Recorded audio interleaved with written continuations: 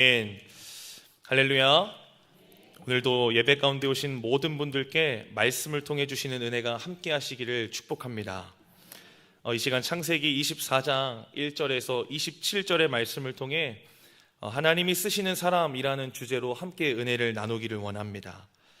특별히 이 말씀을 들을 때 하나님께 쓰임받기를 원하는 그 간절한 소원이 저와 여러분 가운데 다시 한 번 더 회복되어지는 시간 되시기를 간절히 소망합니다. 여러분, 그리스도인이라면 누구나 하나님께 쓰임받기를 원하는 소원이 있을 것입니다. 그렇다면 여러분, 하나님께 쓰임받는 사람이 되기 위해서 우리가 반드시 갖춰야 할 모습이 어떤 모습들이 있을까요? 오늘 창세기 24장에서 아브라함은 가장 중대한 일 앞에 서 있습니다. 바로 아들 이삭의 평생의 배필을 찾아주는 일입니다. 여기서 이삭의 결혼은 단순히 아버지 아브라함의 대를 잇는 단순한 문제가 아닙니다. 이삭의 결혼은 하나님께서 아브라함에게 주셨던 이 땅을 내 씨와 내 자손에게 주리라 하신 그 하나님의 언약을 성취해 나가는 데 있어서 아주 중요한 일입니다. 하지만 문제는 창세기 24장 이전에 아브라함의 아내였던 사레가 이미 죽었습니다. 즉 자녀의 일에 있어서 머리를 맞대고 함께 의논하며 함께 기도할 수 있는 조력자를 잃게 된 것이지요. 그런데다가 오늘 1절 말씀을 보니까 아브라함의 나이가 많아 늙었다라고 성경은 이야기합니다. 아들의 결혼을 서둘러야 함에도 육체의 한계로 직접 찾아 나설 수 없는 어려움 또한 아브라함에게 있는 것이지요. 그래서 아브라함은 자신을 대신하여 이 일을 진행할 자로 한 명의 종을 선택합니다. 그 종은 2절 말씀에 보니까 아브라함의 모든 소유를 맡은 늙은 종이었습니다. 여러분, 참으로 아이러니하지요. 왜냐하면 자신과 동일한 육체의 한계를 가지고 있는 늙은 종을 선택했기 때문입니다. 그렇다면 그의 어떠한 모습이 아브라함으로 하여금 자신의 아주 중요한 일을 맡기게 했을까요? 이것이 오늘 설교의 중점입니다. 여러분, 이 늙은 종이 주인 아브라함에게 쓰임받을 수 있었던 결정적인 세 가지의 모습이 있습니다. 이 시간 우리도 우리의 주인 되신 그 하나님께 쓰임받는 사람 되기 위해 갖춰야 할 모습들을 이제부터 살펴볼 이 늙은 종의 모습을 통해 교훈받는 시간 되기를 간절히 소망합니다. 첫 번째로, 하나님이 쓰시는 사람은 어떤 사람일까요? 우리 함께 따라해 보겠습니다. 하나님이 쓰시는 사람은 생명을 드리는 사람입니다. 우리 2절 말씀 함께 읽어보겠습니다. 시작. 아브라함이 자기 집 모든 소유를 맡은 늙은 종에게 이르되 청하건대 내 허벅지 밑에 내 손을 넣어라. 아멘.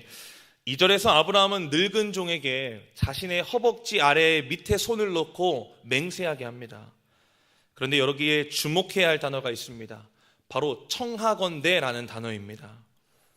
여러분, 여기서 청한다는 것은 주인으로서 무조건적인 명령이 아닌 부탁을 하고 있는 것입니다.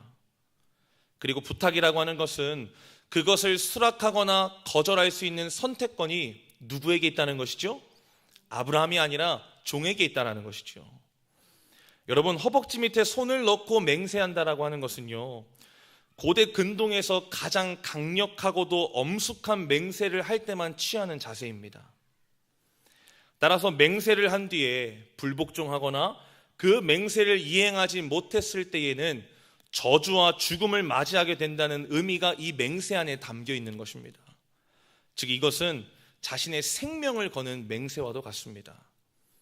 심지어 여러분, 아브라함의 부탁이 너무나도 구체적이고 까다롭습니다. 3절에서 6절까지의 말씀 안에 그 조건들이 다 기록되어 있는데요, 요약하면 크게 세 가지입니다. 첫째, 이방 가나안 족속 중에서는 이삭의 아내를 선택하면 안 됩니다. 둘째로, 아브라함의 고향 족속에게로 가서 그 중에서 이삭의 아내를 선택해야 합니다. 세 번째로, 아내 될 사람을 이삭에게로 데리고 오는 것은 괜찮지만 이삭을 그 아내 될 사람에게 데리고 가서는 안 됩니다. 여러분, 부탁 맞습니까? 부탁인데요, 참으로 따져야 할 조건들이 너무나도 많습니다. 심지어 여러분, 하나라도 어길 시 나의 생명을 건 맹세이기 때문에 죽음을 맞이하게 될 수도 있는 그러한 맹세인 것입니다. 여러분 같으면 하시겠습니까? 여러분 같으면 하실 수 있으시겠습니까? 만약 제가 늙은 종이었다면 저는 단칼에 거절했을 겁니다. 왜 그럴까요? 노년에 굳이 어려운 일을 맡아서 문제를 만들 필요가 여러분 어디 있겠습니까? 그런데 오늘 이 늙은 종은 어떻게 했습니까? 9절 말씀 함께 읽어보겠습니다. 9절 말씀입니다. 시작. 그 종이 이에 그의 주인 아브라함의 허벅지 아래에 손을 넣고 이 일에 대하여 그에게 맹세하였더라. 아멘. 주인 아브라함의 허벅지 밑에 손을 넣고 맹세합니다. 이것은 자신의 주인인 아브라함에게 자신의 생명을 바치기로 결단한 것과 마찬가지지요. 여러분, 하나님께서도 당신에게 생명을 바쳐 주의 일을 감당할 자를 오늘도 찾고 계시는 줄 믿습니다. 그 찾으시는 한 사람이 오늘 이 자리 가운데 나오신 저와 여러분 다 되실 수 있기를 주님의 이름으로 축복합니다. 10절 말씀도 함께 볼까요? 10절 말씀 제가 읽겠습니다. 이에 종이 그 주인의 낙타 중 10匹를 끌고 떠났는데 곧 그의 주인의 모든 좋은 것을 가지고 떠나 메소포타미아로 가서 나홀의 성에 이르러. 아멘. 여러분, 그렇게 이 늙은 종은 길을 떠났고 메소포타미아의 나홀의 성에 이르게 되었습니다. 여기서 나홀이라고 하는 사람은요, 아브라함의 친동생입니다. 즉 이 늙은 종은 아브라함의 부탁대로 아브라함의 친족에게로 향한 것이지요. 여러분, 이에 대해 10절 말씀은요 아주 간략하게만 소개하고 있습니다. 그런데 여러분 그거 아십니까? 늙은 종의 출발지였던 헤브론에서부터 오늘 10절에 도착한 이 메소포타미아의 나홀의 성까지요 직선거리로만 800km입니다. 하나도 안 놀라실 줄 알았습니다. 여러분, 남의 1인이 800km쯤이야 하신 것 같아서 제가 쉽게 말씀드리면 이 신갈감리교회에서 주차장에서부터 이 해남 땅끝 마을 여객선 터미널까지가 차량을 이용해서 왕복으로 오는 것이 800km입니다. 이제 조금 놀라시네요. 여러분, 지금이야 국토대장정을 할 수 있는 코스들이 잘 마련되어 있기 때문에 그 코스들이 참 어렵진 않지만 이 당시 낙타 10匹를 이끌고 늙은 나이에 이 광야길을 걷는다는 것 여러분 쉬웠겠습니까? 결코 쉽지 않았습니다. 생명을 걸지 않고서야 절대로 불가능한 일이라는 것이지요. 그럼에도 이 늙은 종이 기꺼이 아브라함의 허벅지 밑에 손을 넣고 그 일에게 생명을 걸고 하겠다고 선택했던 이유는요 바로 7절의 아브라함의 말 때문에 있습니다. 우리 7절 말씀 함께 읽어보겠습니다. 7절 말씀 시작. 하늘의 하나님 여호와께서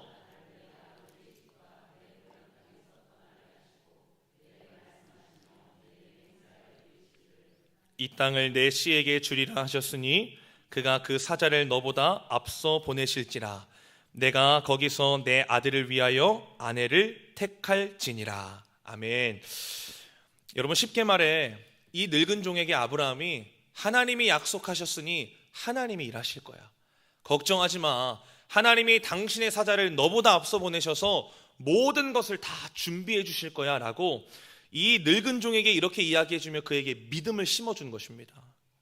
그렇기에 여러분, 이 늙은 종도 아브라함과 동일한 믿음을 가지고 그 험난한 여정을 떠날 수 있었던 것이죠.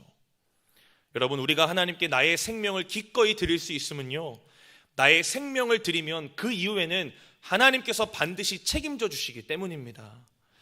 그가 그 사자를 너보다 앞서 보내실지라. 여러분, 내 생명을 내가 지고 있으면 내가 책임져야 하지만 나의 생명을 하나님 손에 내어드리는 순간 이 생명은 이제 내가 책임지는 것이 아니라 누가 책임질까요? 하나님이 책임져 주시는 것입니다. 여러분, 이 믿음이 없으면 절대로 하나님께 나의 생명을 맡겨드릴 수 없습니다. 따라서 하나님께 믿음을 구하시기를 바랍니다. 어떤 믿음일까요? 하나님이 나의 생명의 주관자 되신다는 그 믿음. 나의 생명을 드리면 이후의 모든 것을 하나님께서 책임져 주신다는 그 믿음. 나의 생명을 하나님께 드렸을 때에 내 모든 인생길 가운데에 당신의 사자를 앞서 보내심으로 모든 것을 준비해 주신다는 그 믿음.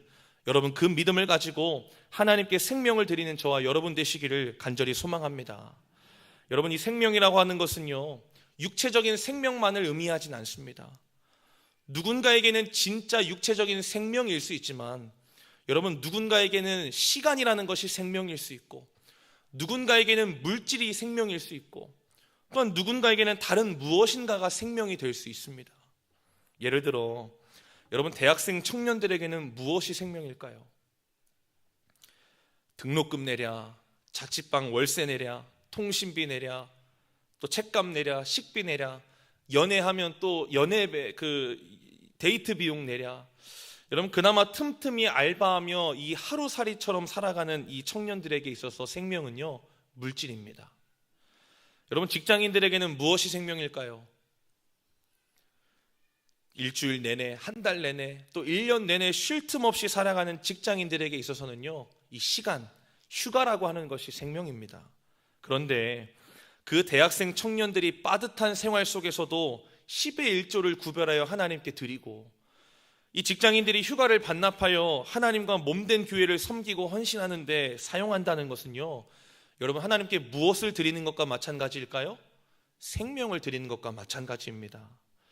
여러분 내가 드린 것은 시간이고 물질인데요 하나님이 받으시는 것은 나의 생명이라는 것입니다. 사랑하는 성도 여러분, 여러분에게 있어서 생명은 무엇입니까? 그리고 2024년 한 해 동안 하나님께 그 생명을 얼마나 드리셨습니까? 이 말씀을 통해 스스로를 점검해보는 시간이 되었으면 좋겠습니다. 여러분이 오늘 이 늙은 종은 주인 아브라함에게 자신의 생명을 온전히 드렸습니다. 그랬더니 이 늙은 종의 생명이 하나님께서 아브라함에게 주신 이 언약을 성취하는데 아주 결정적인 도구로 사용되었다는 것입니다. 오늘 이 시간 믿음으로 하나님께 나의 생명을 드리기로 헌신하시기를 바랍니다. 아무것도 아닌 것 같은 내 시간이, 그저 보잘것없이 보이는 내 물질이 하나님 손에 들려지는 그 순간에 그분의 놀라운 역사를 써내려가는데 결정적인 도구이자 통로로 쓰임받게 될 줄 믿습니다. 그렇게 하나님께 쓰임받는 저와 여러분 다 되시기를 축복합니다. 다음으로 하나님이 쓰시는 사람은 어떤 사람일까요? 우리 함께 따라해 보겠습니다. 하나님이 쓰시는 사람은 기도의 사람입니다. 여러분 늙은 종은 아브라함의 동생인 나홀의 성에 도착했습니다. 그리고 도착했을 때는 여인들이 물을 길러 나오는 해가 지는 저녁 무렵이었습니다. 며칠이 걸렸는지 성경은 기록하고 있지 않습니다. 그러나 정말로 쉽지 않은 여정이었을 것입니다. 도착했을 때는 이미 체력적으로는 말할 것도 없이 밑바닥 상태였을 겁니다. 여러분 그런 이 늙은 종을 기다리고 있었던 것이 무엇인지 아십니까? 앞이 보이지 않는 막막함이었습니다. 왜일까요? 도착은 했지만 하나님이 나를 위해 예비하신 내 도련님 이삭의 아내가 누구인지 단번에 찾는 것은 여러분 불가능에 가까운 일이었기 때문입니다. 여러분 1000km의 여정이라는 큰 산을 하나 넘었지만 더 큰 산이 기다리고 있던 셈이었습니다. 그런데 이것이 여러분 바로 우리의 인생이라는 것이죠. 이 문제를 해결하면 또 저 문제가 발생하고, 이 사람과의 관계가 해결되면 또 저 사람과의 관계가 틀어지고, 이 어려움을 극복하면 더 큰 어려움이 기다리고 있는 것이 저와 여러분의 인생 아닙니까? 여러분은 그때마다 어떻게 하셨습니까? 당장 내 눈앞에 수많은 문제와 어려움과 위기가 닥쳐왔을 때 여러분은 어떻게 하셨습니까?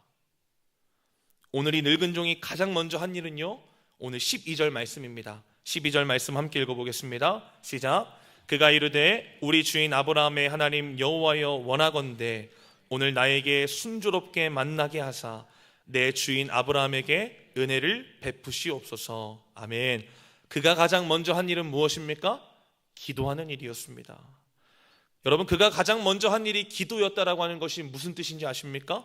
문제와 어려움 앞에서 그가 가장 먼저 찾은 것이 하나님이었고, 수많은 문제와 어려움 앞에 그가 가장 먼저 붙들었던 것은 사람도 아니고 내가 가진 것도 아니고 하나님이었다라는 것입니다. 여러분 하나님이 쓰시는 사람은요 스스로 모든 것을 해낼 수 있는 사람이 아니라 아무것도 할 수 없는 연약한 사람이지만 그렇기에 기도하는 사람입니다. 그렇기에 하나님을 찾고 그렇기에 하나님을 붙드는 사람이 바로 하나님이 찾으시고 하나님이 들어 사용하시는 사람이라는 것입니다. 또한 하나님이 쓰시는 사람은요 문제와 어려움 앞에 다른 것 의지하지 않고 가장 먼저 겸손히 기도의 자리로 나아오는 사람, 그 사람을 하나님께서 반드시 들어 사용하십니다. 여러분은 인생의 여러 문제와 어려움과 위기 앞에서 가장 먼저 찾고 붙드는 것은 무엇입니까? 여러분이 가장 먼저 찾아가는 자리는 어떠한 자리입니까? 축복하기를, 가장 먼저 하나님을 찾고 붙드는 저와 여러분 되시기를 축복합니다. 가장 먼저 기도의 자리를 찾아 나서는 저와 여러분 되시기를 바랍니다. 여러분, 문제 앞에, 어려움 앞에 그 문제와 어려움을 붙들며 씨름하는 것이 아니라 하나님을 붙들고 기도로 하나님과 씨름하는 저와 여러분 되시기를 바랍니다. 자녀의 문제, 배우자의 문제, 가정의 문제, 삶의 여러의 문제를 가지고 여러분 기도의 자리로 한번 나와 보시기를 바랍니다. 여러분, 그것이 문제를 해결할 수 있는 가장 빠른 길인 줄 믿습니다. 이 늙은 종이 한 기도의 내용은요, 물을 길러 나온 한 여인에게 내가 물을 요청했을 때 나에게도 물을 줄 뿐만 아니라 내 낙타에게도 물을 준다면 하나님이 예비하신 사람인 줄로 내가 알겠다는 그런 기도를 드렸습니다. 놀라운 것은 15절입니다. 제가 읽겠습니다. 15절 말씀입니다. 말을 마치기도 전에 리브가가 물동이를 어깨에 메고 나오니 그는 아브라함의 동생 나홀의 아내 밀가의 아들 부두엘의 소생이라. 아멘. 여러분, 놀라운 것은요, 기도를 마치기도 전에 응답하셨다는 것입니다. 그가 말을 마치기도 전에 리브가를 하나님께서 보내주셨다는 것이죠. 마치 하나님께서 응답하시기를 기다렸다는 듯이 응답해 주시는 것입니다. 여러분, 오늘도 저와 여러분이 기도해야 될 이유가 바로 여기에 있습니다. 하나님은 언제나 우리의 기도에 귀를 기울이십니다. 하나님은 언제나 우리의 기도에 응답하실 모든 준비가 되어 계시는 분입니다. 따라서 우리의 인생의 모든 일 가운데에 가장 먼저 기도가 우선시 되어야 합니다. 개인, 가정, 교회 등 모든 일에 앞서서 반드시 기도가 선행되어야 하는 것입니다. 특별히 이 늙은 종을 기도의 사람이라고 하는 이 결정적인 포인트가 바로 45절 말씀입니다. 우리 창세기 24장 45절 말씀 함께 읽어보겠습니다. 45절 말씀 시작. 내가 마음속으로 말하기를 마치기도 전에 리브가가 물동이를 어깨에 메고 나와서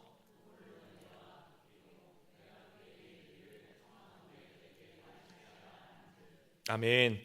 45절은 늙은 종이 리브가의 집으로 초대받아 모든 가족들이 있는 앞에서 지금까지의 모든 상황을 설명하고 있는 장면입니다. 그런데 그가 12절에서 했던 기도가요, 소리를 내어서 한 기도가 아니라 마음속으로 했다라는 기도입니다. 그럼에도 여러분, 하나님께서 그 마음속으로 한 기도 또한 응답하셨습니다. 여러분, 진짜 기도의 사람은 어떤 사람인지 아십니까? 내 입술의 언어뿐만 아니라 내 생각과 마음의 언어 또한 모두 기도가 되게 하는 사람입니다. 단순히 정해진 시간, 정해진 장소에서만 소리를 내어 기도하는 것이 아니라 때론 길을 가면서도, 때론 운전대를 붙잡고서도, 때론 화장실에 앉아있는 잠깐의 시간조차도 내 생각과 마음으로 기도하는 사람이 여러분 진짜 기도의 사람인 줄 믿습니다. 오늘 이 시간부터 여러분이 있는 모든 것을 기도의 성소로 삼으시기를 바랍니다. 오늘 이 시간부터 여러분의 입술, 생각, 마음의 모든 언어가 기도가 되게 하시기를 바랍니다. 그리하여 응답의 은혜를 경험할 뿐만 아니라 기도의 사람으로 하나님께 쓰임받는 저와 여러분 다 되시기를 축복합니다. 마지막으로 하나님이 쓰시는 사람은 어떤 사람일까요? 우리 한 번 더 따라해 보겠습니다. 하나님이 쓰시는 사람은 하나님의 뜻을 기다리고 따르는 사람입니다. 15절에서 하나님께서 말을 마치기도 전에 리브가를 만나게 하심으로 응답해 주셨습니다. 여러분, 지금 이 장면에서 대부분의 사람이라면 100이면 100 어떻게 응답할까요? 어떻게 반응할까요? 신이 나서 은금 패물을 다 주고 가져온 의복을 다 꺼내어 주면서 당장이라도 돌아가자고 여러분 이야기하지 않겠습니까? 왜 그럴까요? 누가 봐도 이것은 하나님의 응답이기 때문입니다. 그러나 의아하게도 이 늙은 종은 그렇게 하지 않았습니다. 21절 말씀입니다. 그 사람이 그를 묵묵히 주목하며 여호와께서 과연 평탄한 길을 주신 여부를 알고자 하더니. 아멘. 여러분, 오히려 신이 나기보다 더 차분히 묵묵히 그 모든 상황들을 살펴봅니다. 왜 그랬을까요? 하나님의 뜻을 따르기 위해서 기다리며 분별하기 위함이었습니다. 어쩌면 이제는 더 이상 지체하고 싶은 마음이 전혀 없었을 것입니다. 그리고 눈앞에서 기도한 대로 응답된 것을 보았을 때, 야, 이제 됐다, 야, 이제 다 끝났다 라고 하며 한순간 마음을 놓아버렸을 수도 있었을 것입니다. 하지만 그는 묵묵히 주목하며 하나님의 뜻을 기다렸고 하나님의 뜻을 따르고자 했습니다. 여러분, 하나님의 뜻을 기다리며 따르는 자의 두 가지 특징이 있습니다. 첫째로, 자신의 처지보다 하나님의 뜻을 더 중요시 여깁니다. 둘째로, 자신의 상황과 환경보다 하나님의 뜻을 더 크게 여깁니다. 이런 특징을 아주 잘 보여주는 성경 인물이 한 사람이 있는데요, 바로 다윗입니다. 사무엘상 23장을 보면 헤렛이라고 하는 곳에 다윗에게 한 가지 소식이 전해집니다. 자신의 동족인 그일라 주민들이 이 블레셋 사람들에 의하여서 탈취를 당하고 있다는 소식이 다윗에게 들렸습니다. 그 소식을 들은 다윗이 가장 먼저 한 일은요, 기도하는 일이었습니다. 사무엘상 23장 2절 말씀입니다. 이에 다윗이 여호와께 묻자와 이르되 내가 가서 이 블레셋 사람들을 치리이까? 여호와께서 다윗에게 이르시되 가서 블레셋 사람들을 치고 그일라를 구원하라 하시니. 아멘. 여러분, 하나님의 뜻은 가서 블레셋 사람들과 싸워 그를 구원하라, 그일라 주민들을 구원하라, 이것이 하나님의 뜻이었습니다. 그런데 다윗과 함께 있었던 사람들의 뜻은 전혀 달랐습니다. 뒤이어 3절 말씀입니다.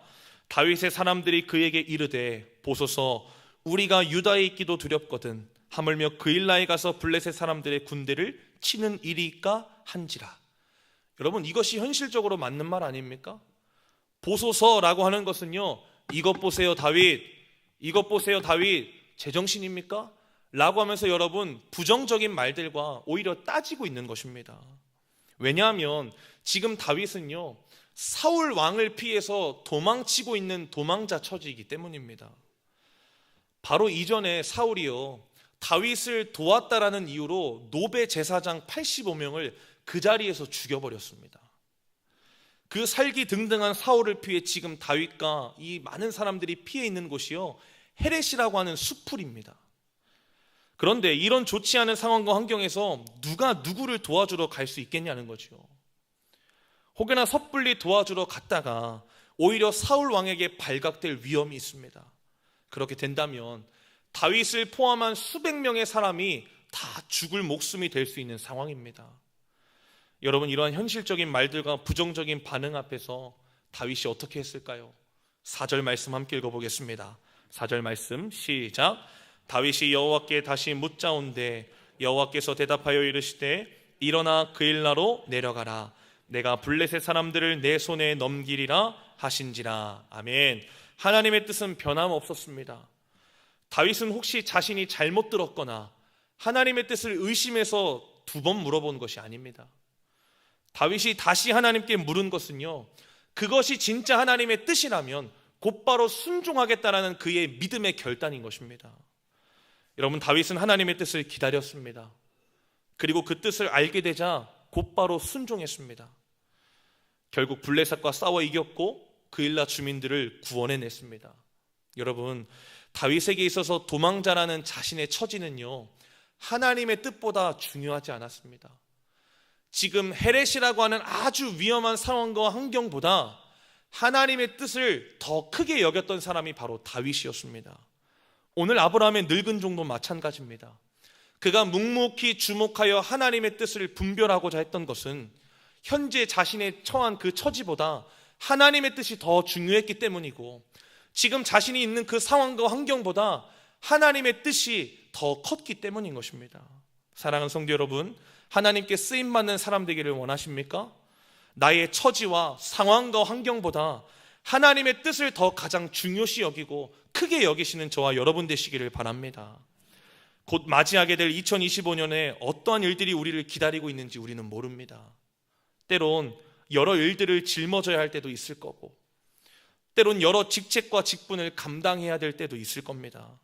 그러할 때 지금의 나의 처지가 좋지 않더라도, 지금의 나의 상황과 환경이 그렇게 할 수 없을 것 같아 보여도 그것이 나를 향한 하나님의 뜻이라면 한번 순종해 보십시오.